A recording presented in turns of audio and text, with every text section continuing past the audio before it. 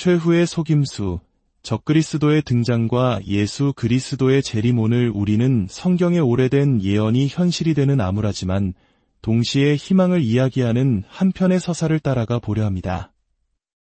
이 이야기는 허구의 인물과 사건을 통해 요한계시록과 다니엘서에 기록된 마지막 때의 모습을 생생하게 그려냅니다. 잠시 세상의 소음을 뒤로하고 이 장대한 이야기에 귀 기울여 주십시오. 이 이야기가 여러분의 마음에 깊은 울림을 주기를 기도하며 이 메시지를 주변의 소중한 분들과 나눈다면 하나님의 은혜가 함께할 것입니다. 21세기 예루살렘의 하늘 아래 어두운 밤이 깊어갑니다. 이스라엘은 팔레스타인 및 아랍연합국과의 길고 격렬한 분쟁에 휩싸여 있습니다.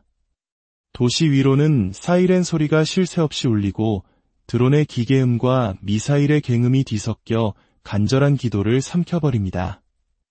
전 세계가 숨을 죽인 채 이 상황을 지켜보지만 강대국들의 거듭된 회의에도 혼돈은 멈추지 않습니다. 희망이 사라져가는 바로 그 순간 가장 깊은 절망의 한가운데서 인류의 역사를 뒤흔들 놀랍고도 충격적인 사건이 일어나려 하고 있었습니다. 달빛조차 없는 폭풍 전야의 밤, 비 한 방울 내리지 않는 마른 하늘에는 번개가 섬광처럼 번뜩입니다. 예루살렘의 초정통파 유대인 거주지인 메아 세아림의 한 저택에서 미리암이라는 여인이 산통을 겪고 있습니다. 떨리지만 지혜로운 손길의 늙은 산파가 그녀를 돕고 있습니다. 그녀의 남편 츠비는 유다 지파의 직계 후손이자 존경받는 랍비였습니다. 그는 하늘과 땅 사이의 장막을 찢을 듯한 열정으로 시편을 읊으며 간절히 기도하고 있었습니다. 바로 그 거룩하고도 불길한 분위기 속에서 미리암은 아들을 세상에 내놓습니다. 그런데 아이는 태어나자마자 울음을 터뜨리지 않았습니다. 대신 고요히 눈을 떴습니다. 그 자리에 있던 모든 이들은 숨을 멈췄습니다. 그렇게 평온하고 깊고 모든 것을 감싸 안는 듯한 눈빛을 본 적이 없었기 때문입니다. 아이의 아름다움은 숨이 막힐 정도였고 그 얼굴은 마치 하늘이 직접 빚은 듯했습니다. 아이를 바라보는 것만으로도 설명할 수 없는 평온이 방 안을 가득 채웠습니다. 아이의 이름은 아디엘이라 지어졌습니다. 하나님은 위로우시다라는 뜻의 히브리 이름입니다. 그의 탄생은 소셜미디어에도 신문에도 실리지 않은 채 조용히 지나갔습니다. 하지만 영적인 세계에서 이 밤은 인류가 마주할 가장 거대한 속임수의 서막을 여는 순간이었습니다. 끝없는 전쟁의 잿더미 속에서 토라를 경외하는 가정에 태어난 이 아이는 구원자가 아닌 인류를 기만할 자의 운명을 타고났기 때문입니다. 아디엘은 심오한 지혜에 둘러싸여 자라났습니다. 10살이 되기도 전에 히브리어, 아람어, 그리스어는 물론 영어, 스페인어, 아랍어 등 수많은 언어를 완벽하게 구사했습니다. 그는 어린 시절부터 탈무드와 카발라 문헌, 그리고 이스라엘 고대 예언서 연구에 몰두했습니다. 당대 최고의 유대학자들에게 가르침을 받았고 그를 전례 없는 영재로 여기는 엘리트 집단의 철저한 보호를 받았습니다. 10대 시절부터 아디엘은 가는 곳마다 감탄을 자아냈습니다. 그의 지성은 초인적으로 보였고 그의 카리스마는 사람들을 매료시키는 힘이 있었습니다. 특히 그는 서로 완전히 반대되는 이념을 가진 사람들마저 화해시키는 기묘하고 강력한 능력을 지녔습니다. 그의 존재만으로도 도저히 화합할 수 없을 것 같던 이들이 하나가 되었습니다.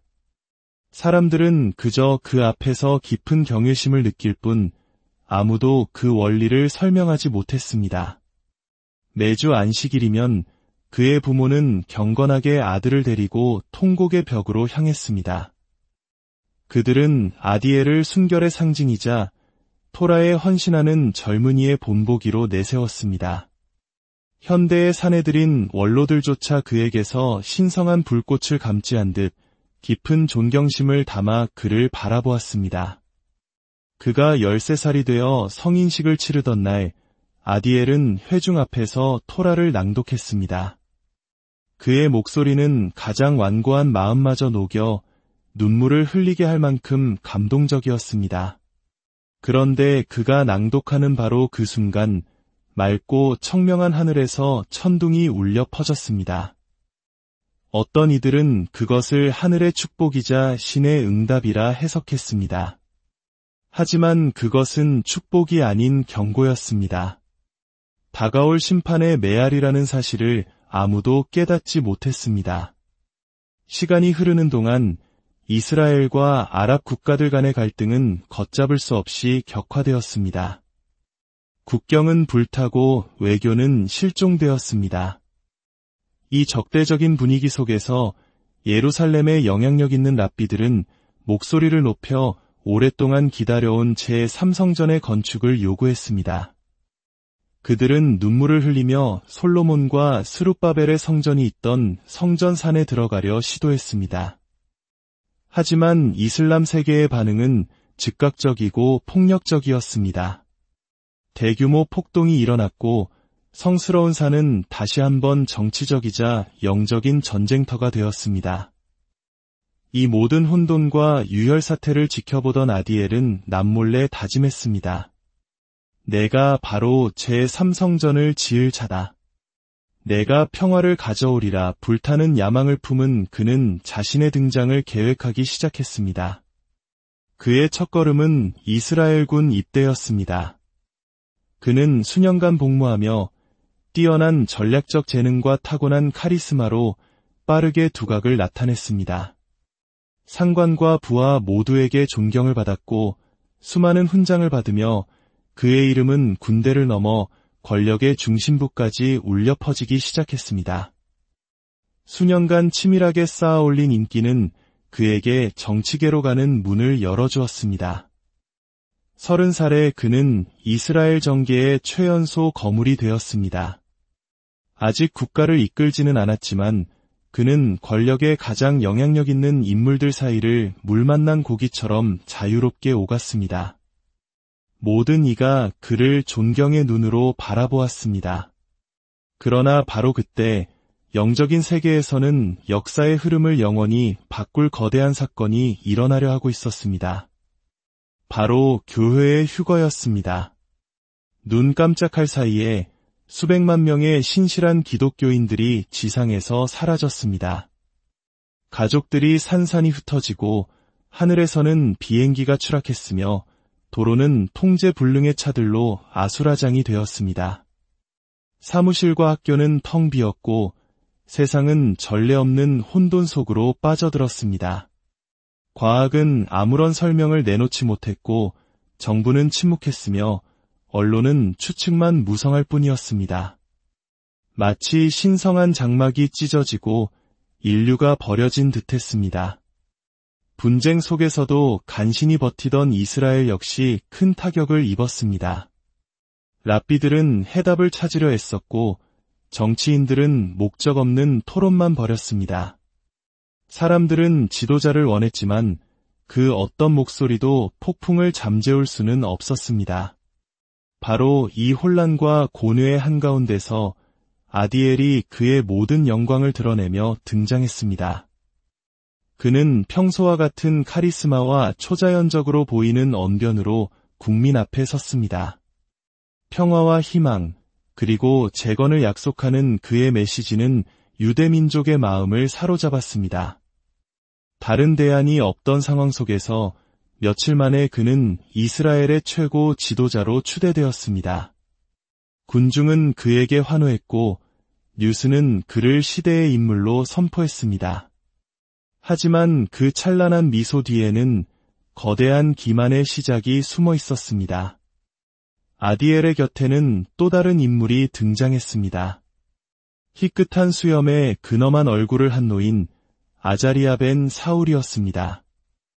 그는 신비로운 지식과 군중을 움직이는 능력으로 랍비 사회에서 명성이 자자했습니다. 사람들 눈에 그는 영적인 등대이자 존경받는 조언자였지만 그의 진짜 정체는 거짓 선지자였습니다. 이스라엘의 마음을 준비시켜 아디엘을 기름 부음 받은 자, 즉 메시아로 받아들이게 할 도구였던 것입니다. 아자리아는 공개적으로 아디엘을 지지하며 그를 예언자들이 약속한 평화의 사도, 선택받은 자로 소개했습니다. 그는 감동적인 연설과 교묘한 성경 해석을 통해 아디엘이야말로 혼란스러운 시대를 위한 하나님의 응답이라고 국민들을 설득하기 시작했습니다. 지도자의 자리에 오른 아디엘은 즉시 위대한 업적을 이루기 시작했습니다. 그의 시선은 곧바로 국가의 심장부인 성전산으로 향했습니다. 그는 놀라운 외교술로 주변 아랍 국가 지도자들과 역사적인 회담을 주선했습니다. 처음에는 제3성전 재건을 위해 성전산의 통제권을 양도하라는 제안이 단호하게 거절당했습니다. 이슬람 세계의 그곳은 너무나 신성한 장소였기 때문입니다. 하지만 아디엘은 물러서지 않았습니다. 그는 평화와 안정, 그리고 공동 번영의 미래를 약속했습니다. 꿀처럼 달콤한 그의 말과 거부할 수 없는 영향력, 그리고 국제적인 압력 속에서 아랍 지도자들은 마침내 이스라엘과 역사적인 평화협정에 서명했습니다. 이로써 2000년 만에 처음으로 이스라엘은 공식적으로 성전산의 제3성전을 재건할 허가를 받게 되었습니다. 군중은 축하했고 랍비들은 춤을 췄습니다. 언론은 새로운 황금 시대의 개막을 알렸습니다. 하지만 영적인 세계에서는 심판의 나팔이 울리기 시작했습니다.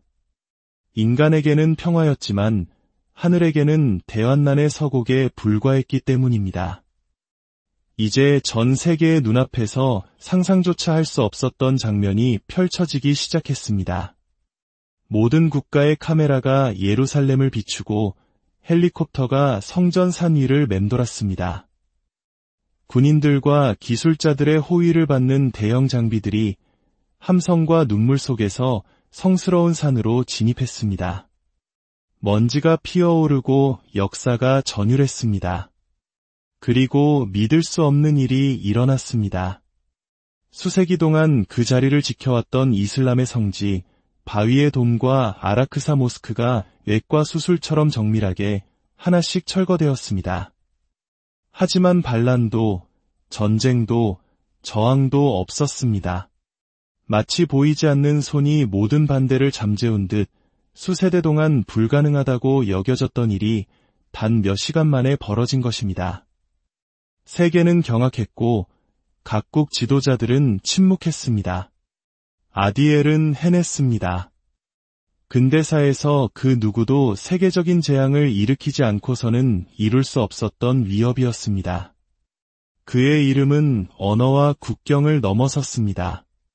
이스라엘은 그를 칭송했고 열방은 그를 존경했습니다. 과거의 잔해가 치워진 자리에 새로운 구조물, 예루살렘 제3성전이 모습을 드러내기 시작했습니다.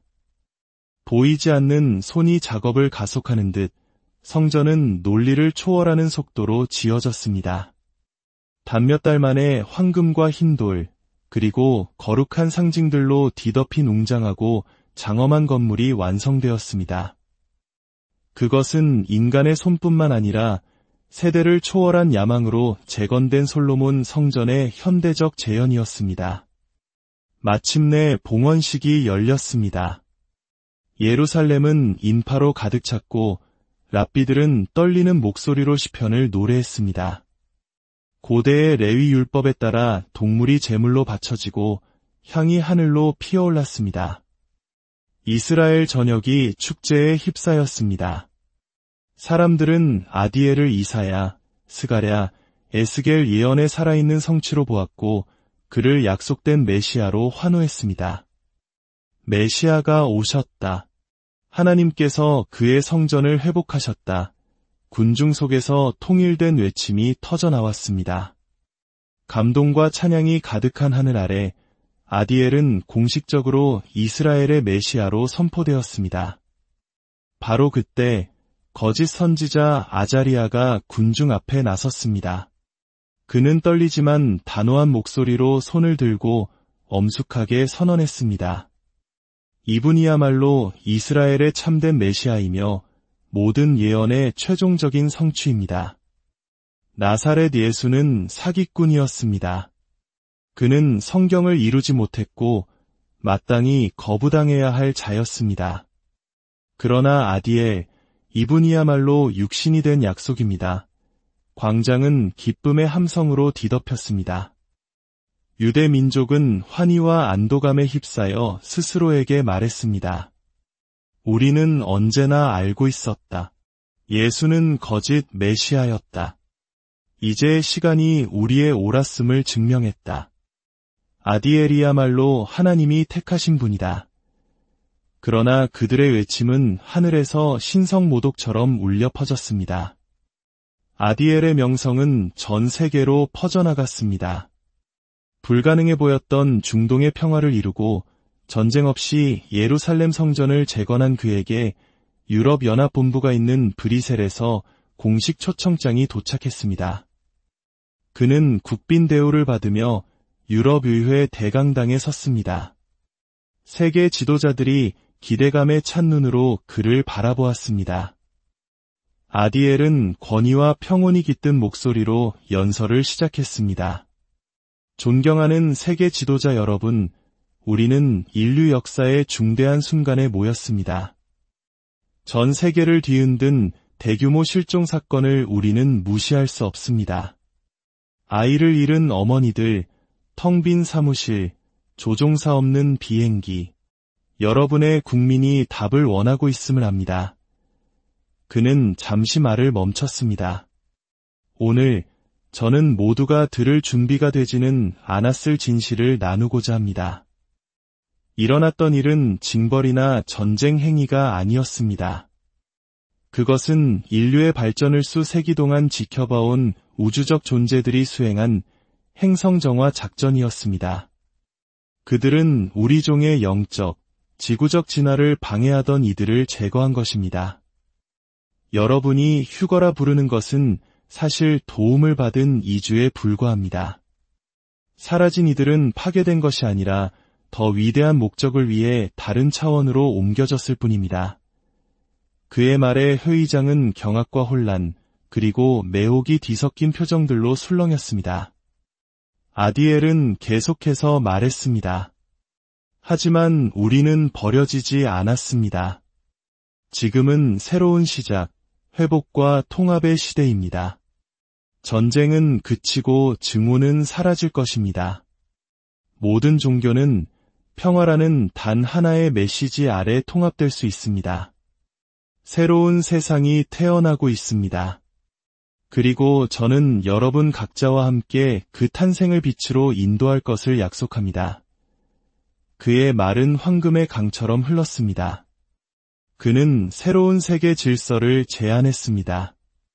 부패를 없앨 단일 디지털 화폐에 기반한 경제 시스템, 국경이 벽이 아닌 다리가 되는 세상을 약속했습니다.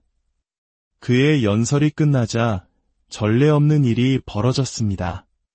아메리카, 유럽, 아시아, 아프리카의 대표들이 차례로 일어나 그에 대한 지지를 선언했습니다. 그들은 그를 새로운 인류의 아버지, 안내자라 칭송했습니다. 1시간도 채 되지 않아 아디엘은 역사상 최초의 세계 통치자로 추대되었습니다. 그는 인간의 형상을 한 신처럼 기적을 행하기 시작했습니다. 불가능해 보였던 평화 조약들이 체결되었습니다. 러시아와 우크라이나의 분쟁이 해소되고 동아시아의 긴장이 완화되었습니다. 세계 경제는 안정되고 기아와 빈곤이 줄어들었습니다. 온 세상이 다시 태어난 것 같았습니다. 그러나 가장 놀라운 것은 그가 신앙으로 이룬 업적이었습니다. 역사상 처음으로 모든 종교가 합의에 이르렀습니다. 각 종교는 아디엘에게서 자신들의 가장 신성한 예언의 성취를 보았습니다. 무슬림은 그를 정의를 세우기 위해 마지막 날에 나타날 숨겨진 인도자, 마흐디라 불렀습니다. 힌두교는 그를 어둠을 파괴하고 진리를 세우기 위해 온 비슈누의 마지막 화신 칼키로 인정했습니다. 불교는 그를 보편적 자비의 길을 가르치기 위해 올 미래에 붙여 미륵으로 여겼습니다. 회당은 그를 메시아로, 모스크는 사자로, 사원은 화신으로 불렀습니다. 모두가 자신들이 옳다고 믿었습니다. 인류는 스스로가 정점에 도달했다고 믿었습니다. 하지만 그 완벽해 보이던 평화는 산산조각 날 운명이었습니다. 세계 순방 중 아디엘이 유럽의 한 광장에서 연설을 하던 그때 단 한 발의 총성이 울려 퍼졌습니다. 아디엘은 쓰러졌고 혼돈이 폭발했습니다. 그는 살해되었습니다. 세상은 무너졌습니다. 수백만 명이 거리에서 통곡했고 예루살렘의 랍비들은 죄를 뒤집었었습니다. 그들은 다니엘의 예언, 60두일에 후에 기름 부음을 받은 자가 끊어질 것이라는 구절이 마침내 이루어졌다고 믿었습니다. 세상은 역사상 가장 위대한 사기꾼의 죽음을 애도했습니다. 그러나 장례식이 거행되던 사흘째 되던 날 기이한 일이 일어났습니다. 관 속에 안치된 아디엘의 몸이 움직이기 시작한 것입니다. 그의 눈이 떠지고 그는 관에서 일어났습니다. 살아난 것입니다. 경악의 외침이 5대양 6대주에 울려 퍼졌습니다. 수많은 군중이 무릎을 꿇고 그를 경배했습니다. 그의 얼굴은 더 이상 예전과 같지 않았습니다. 어두운 광채와 함께 인간적이지도 신적이지도 않은 심오하게 초자연적인 권위가 그에게서 뿜어져 나왔습니다. 거짓 선지자 아자리아가 다시 나타나 불타는 눈빛으로 외쳤습니다. 이분은 단지 메시아가 아닙니다. 이분은 성육신하신 하나님이십니다. 죽음을 이기신 분께서 모든 피조물을 다스리십니다. 그를 경배하십시오. 그날로 종교의 자유는 폐지되었습니다. 아디엘을 유일신으로 인정하지 않는 모든 믿음은 불법이 되었습니다. 오직 하나의 숭배, 하나의 형상, 하나의 이름만이 존재하게 되었습니다. 그리고 아디엘은 자신이 세웠던 예루살렘의 제3성전으로 향했습니다. 성전문을 통과한 그는 고대의 의식에 충실했던 제사장들이 저지하자 그들을 무참히 처형했습니다. 제단의 제사는 중단되었습니다. 다니엘 선지자가 경고했던 대로였습니다. 그는 성전 중앙, 지극히 높으신 하나님의 이름만이 거해야 할 곳에 황금 왕좌를 세우고 그 위에 앉았습니다. 사도 바울이 경고했던 모습 그대로였습니다. 그는 대적하는 자라신이라고 불리는 모든 것과 숭배함을 받는 것에 대항하여 그 위에 자기를 높이고 하나님의 성전에 앉아 자기를 하나님이라고 내세우느니라. 더욱 끔찍한 일이 이어졌습니다. 아디엘은 성전 안에 자신의 거대한 황금 동상을 세우게 했습니다. 거짓 선지자 아자리아가 손을 들자 동상이 살아나 말하기 시작했습니다. 그 금속성의 목소리는 자신에게 절하지 않는 모든 자를 죽이라고 명령했습니다. 그제야 이스라엘 백성의 눈이 완전히 열렸습니다. 랍비들은 공포에 질려 비명을 지르며 옷을 찢었습니다. 그가 우리를 속였다. 이 자는 메시아가 아니라 사기꾼, 파괴자다. 한 늙은 랍비가 눈물을 흘리며 외쳤습니다. 예수님께서 이 일을 말씀하셨다. 그는 우리에게 경고하셨다. 너희가 선지자 다니엘이 말한 바 멸망에 가증한 것이 거룩한 곳에 선 것을 보거든 그때에 유대에 있는 자들은 산으로 도망할지어다라고 하셨다. 그 순간 예수를 받아들이기를 거부했던 현자들은 모든 것을 깨달았습니다. 예수님이 진정한 메시아였다. 그런데 우리가 그를 거부했다. 진실을 알게 된 신실한 남은 자들은 아디엘의 형상 앞에 절하기를 단호히 거부했습니다. 그들의 저항은 적그리스도의 분노를 일으켰고 그는 자신을 메시아로 추대했던 바로 그 백성을 향해 전례 없는 박해를 시작했습니다. 예수님의 말씀대로 남은 자들은 산으로 도망치기 시작했습니다. 그들은 예루살렘을 떠나 유대 광야의 바위산을 올랐습니다. 그들은 정치적 피난처나 무기를 찾는 것이 아니었습니다. 그들은 자신들이 거부했던 메시아, 이제야 고통 속에서 예수와 메시아라고 부르짖는 바로 그 하나님을 찾고 있었습니다. 어둠은 더욱 짙어졌습니다. 적그리스도는 인류에 대한 절대적인 통제를 시작했습니다. 새로운 세계 경제 시스템이 등장하며 기존의 은행과 화폐는 붕괴되었습니다. 굶주림이 세상을 덮치자 거짓 선지자 아자리아는 해결책이라며 신성한 기술을 제시했습니다. 바로 충성의 표식이었습니다. 그가 모든 자 곧 작은 자나 큰 자나 부자나 가난한 자나 자유인이나 종들에게 그 오른손에나 이마에 표를 받게 하고 누구든지 이 표를 가진 자 외에는 매매를 못하게 하니 이 표는 곧 짐승의 이름이나 그 이름의 수라. 요한계시록의 예언이 성취되었습니다. 많은 이들은 구원자가 우리를 돌본다며 열광적으로 표를 받았고 또 다른 이들은 굶주림에 못 이겨 눈물을 흘리며 표를 받았습니다. 그러나 표 받기를 거부하는 무리가 있었습니다. 그들은 환난 중에 회개하고 예수를 구주로 영접한 새로운 개심자들이었습니다. 그들의 믿음에는 대가가 따랐습니다. 적그리스도의 시스템은 그들을 위협으로 간주하고 추적했습니다. 광장은 유혈의 현장으로 변했습니다. 아르헨티나의 한 젊은 간호사는 내게는 이미 어린 양의 피라는 표가 있습니다. 라고 고백하고 참수당했습니다. 이집트에서는 한 노인이 나의 시민권은 하늘에 있습니다. 라고 외치고 총살당했습니다. 대한민국의 한 어머니는 굶어 죽을 것이라는 협박에도 아기를 껴안고 예수님께서 저 하늘에서 우리 아기를 먹여주실 거예요. 라고 속삭인 후 처형당했습니다. 전 세계에서 수많은 순교자들이 나왔습니다. 그들은 죽도록 충성하라 그리하면 내가 생명의 관을 내게 주리라는 약속을 알았기 때문입니다. 자신의 정부에 굴복하느니 차라리 죽음을 택하는 수많은 신자들을 보며 적그리스도는 분노에 휩싸였습니다. 그는 이스라엘을 지도에서 지워버리고 하나님의 약속이 거짓이었음을 증명하려 했습니다. 그는 세계 지도자들을 소집하여 연설했습니다. 나는 죽음에서 부활했다. 죽음이 나를 가두지 못했다. 나는 새로운 질서, 새로운 신이다. 십자가에 못 박힌 그 나사렛 예수는 어디에 있는가? 그의 왕국은 끝났다. 이제 우리는 무깃도 골짜기에 모여 남은 자들을 짓밟고 이스라엘을 지도에서 지워버릴 것이다.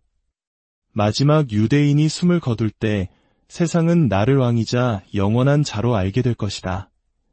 거짓 선지자 아자리아가 하늘에서 불이 내려오게 하는 기적을 행하자 세계 지도자들은 땅에 엎드려 경배했습니다.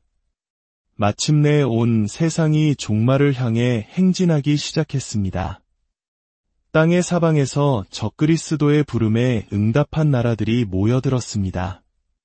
하늘은 전투기로, 바다는 군함으로 뒤덮였습니다. 유프라테스 강이 기적적으로 마르자 중국을 필두로 한동방의 왕들이 거대한 군대를 이끌고 진군했습니다.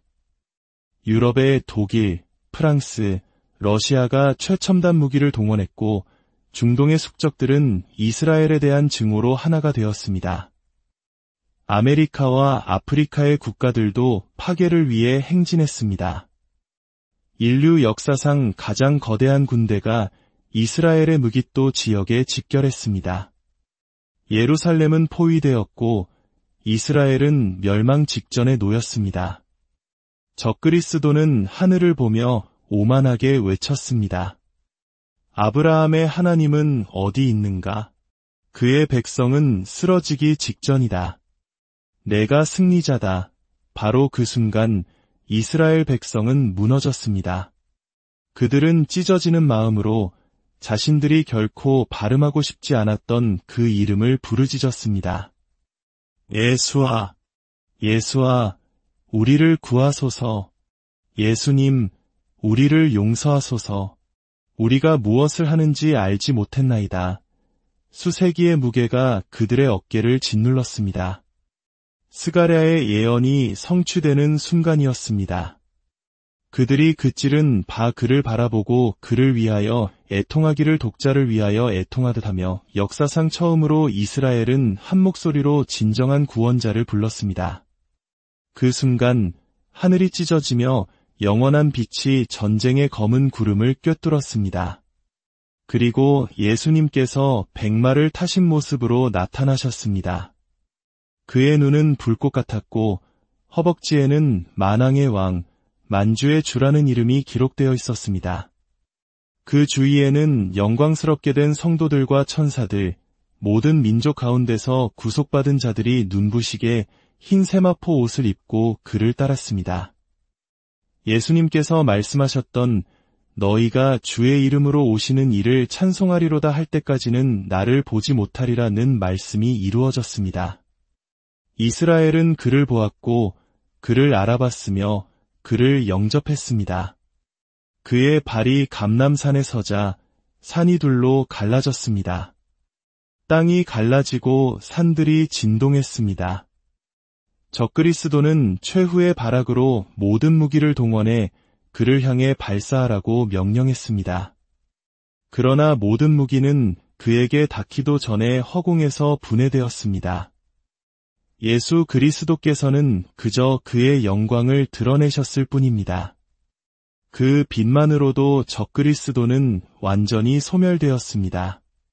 사도 바울이 기록한 대로 주께서 그의 강림의 광채로 그를 멸하신 것입니다. 적그리스도와 거짓 선지자는 산채로 유황불 붙는 못에 던져졌습니다. 그들을 따르던 세상의 군대들은 예수님의 입에서 나오는 검에 의해 심판을 받았습니다. 무깃도 골짜기는 정의의 강이 되었습니다. 유다의 사자가 포효하자 서 있는 자가 아무도 없었습니다. 눈물로 부르짖던 이스라엘은 이제 경이로움 속에서 바라봅니다. 십자가에 못 박혔던 분이 바로 그들을 구원하신 분이었습니다. 절망 속에 울부짖던 백성은 이제 기쁨과 경외로 예배합니다. 싸움은 끝났습니다. 원수는 멸망했고 약속은 성취되었습니다. 이스라엘은 회복되었습니다. 그리고 예수, 죽임당하신 어린 양이자 유다의 사자는 예루살렘의 보좌에 앉으셨습니다. 그 거룩한 도시에서 천년왕국이 시작되었습니다. 정의가 강같이 흐르고 평화가 영원하며 그의 신부된 교회가 그와 함께 다스리는 왕국입니다. 영원하신